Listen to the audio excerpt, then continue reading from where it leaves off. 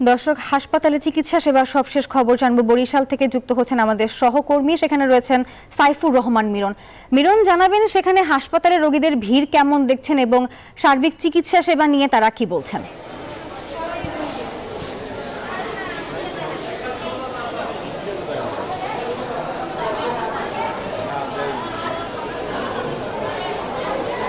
মিরন, আশা করছি আপনি আমাকে শুনতে পাচ্ছেন। মিরন, জানতে চাচ্ছি আপনি এখন বরিশালের কোন হাসপাতালে আছেন এবং সেখানে রোগীদের ভিড় কেমন দেখছেন?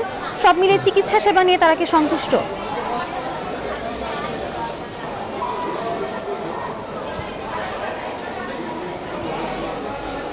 এনজিওর কিস্তি প্রথমবার বিকাশ পেমেন্ট করলেই 20 টাকা ইনস্ট্যান্ট ক্যাশব্যাক।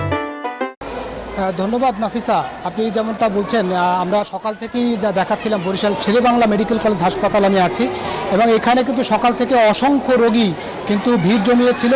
গতকালকে যেহেতু চিকিৎসকরা সেবা দেননি, সেই কারণে কিন্তু আজকেও দুপুর 1টা পর্যন্ত তারা সেবা দেবেন এমনটা আমরা জানতে পেরেছি, এবং 10টা পর্যন্ত আউটডোরে যে চিকিৎসকরা তারা স্লিপ নিচ্ছিলেন না যারা টিকিট কেটেছেন।